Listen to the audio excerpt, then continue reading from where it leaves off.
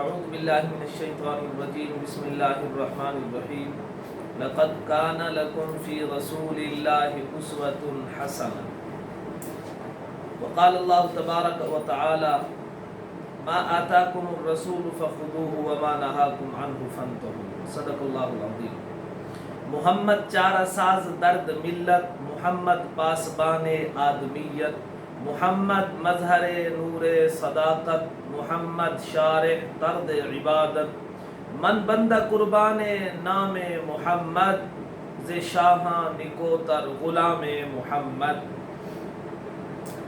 ایک سوال ہے کہ ہدایت کے لیے آسمانی کتابیں کافی تھیں، ہر کوئی خود سمجھ لیتا، جیسا کہ قرآن پاک میں ہے وَلَقَدْ يَسَّرْنَا الْقُرْآنَ لِلذِّكْرِ فَهَلْ مِن مُدَّكِرٍ۔ ہم نے تو قرآن کو ذکر کے لیے آسان کر دیا، کیا کوئی اس میں غور کرنے والا ہے؟ تو نبی کی ضرورت ہی کوئی نہیں، قرآن ہی کافی تھا، بس اللہ کا قرآن آ جاتا، یہ نسخہ کیمیا ہے، اسی سے ہر کوئی فیض یاب ہوتا رہتا۔ تو جناب من ہدایت کے لیے صرف کتاب اور تھیوری کافی نہیں، عملی طور پر سمجھانے والی ہستی لازم ہے۔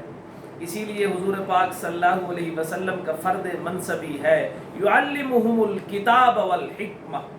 قرآن فرماتا ہے وَأَنزَلْنَا إِلَيْكَ الذِّكْرَ لِتُبَيِّنَ لِلنَّاسِ مَا نُزِّلَ إِلَيْهِمْ۔ سمجھانے کی ضرورت ہے تو فرمایا گیا ہم نے قرآن نازل کیا، اور آپ کا فرد منصبی ہے کہ آپ یہ قرآن امت کو، انسانیت کو سمجھائیں۔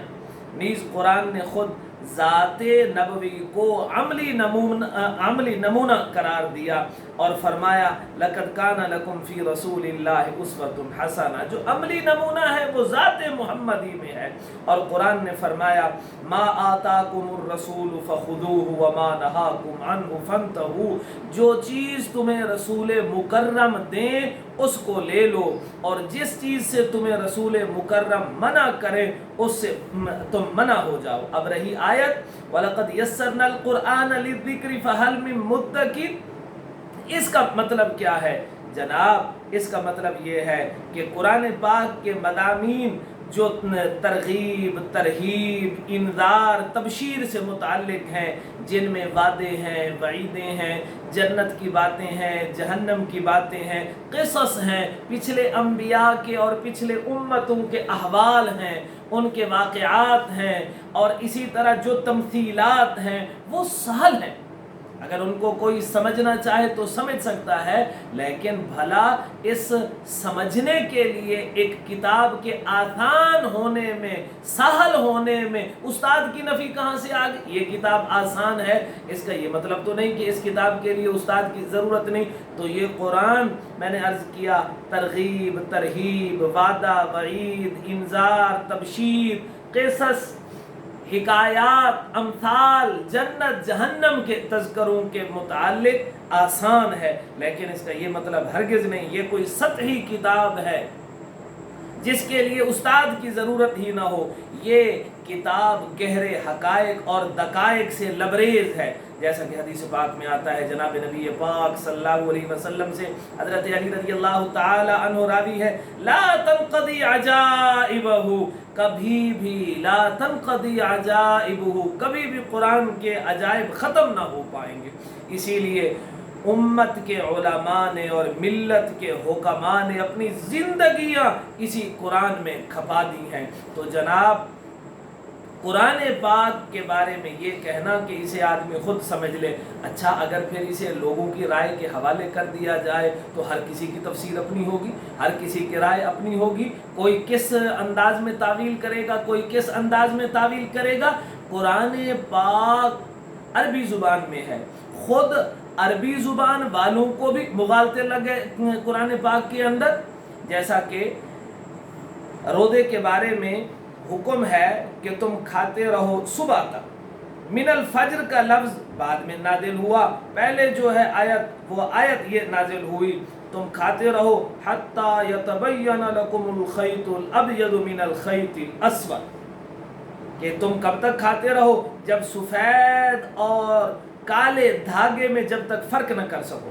ایک صحابی نے اپنے تکیے کے نیچے 2 دھاگے رکھ لیے اور ان کو دیکھتے رہے جب تک فرق نہ ہو سکا، کھاتے رہے۔ پھر صبح یہ بات جناب نبی پاک صلی اللہ علیہ وسلم کی خدمت میں عرض کی تو آپ صلی اللہ علیہ وسلم نے فرمایا تیرا تکیہ تو بڑا عریض ہے جس نے آسمان کے کناروں کو اپنے اندر لے لیا۔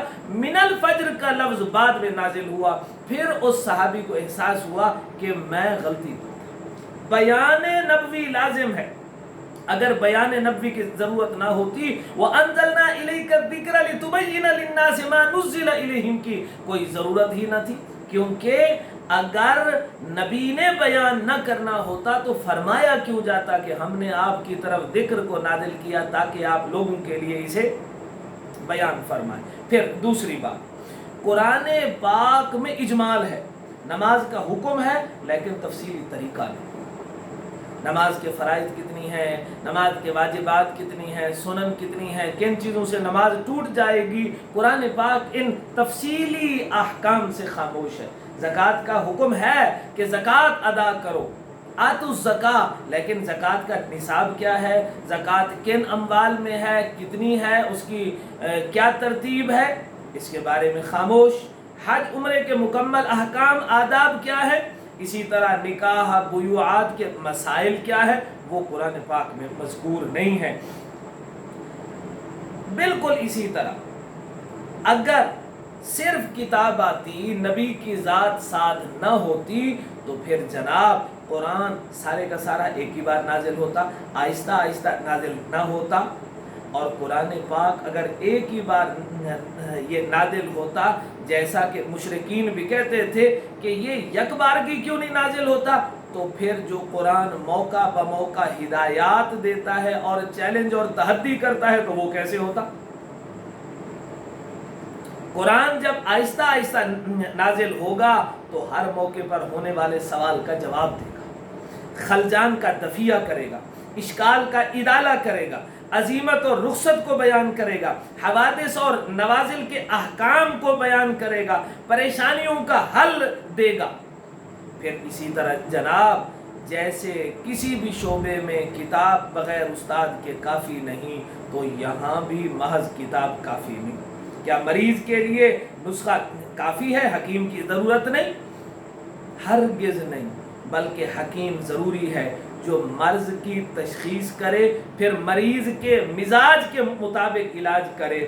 اسی لیے کتب کم ہیں اور انبیاء علیہم السلام زیادہ ہیں، تاکہ مراد قرآنی کو، مراد الہی کو صحیح طور پر سمجھایا جا سکے اور لوگوں کی فکری اشکالات کو اور شیطان کی جو سازش ہے، لوگوں کے جو دھوکے ہیں، ان کو توڑا جا سکے۔ لہذا وَلَقَدْ يَسَّرْنَا الْقُرْآنَ لِلذِّكْرِ فَهَلْ مِن مُدَّكِرٍ کا جو مطلب آزاد لوگوں نے بیان کیا وہ ہرگز نہیں، بلکہ مطلب یہ ہے قرآن آسان ہے، اسے سمجھا جائے، لیکن سمجھنے کی ترتیب کیا ہوگی وہ جناب نبی پاک صلی اللہ علیہ وسلم کی تعلیمات ہوں گی۔ ہماری اسی گفتگو سے حدیث کی حجیت بھی ثابت ہو گئی۔ اللہ عمل کی توفیق۔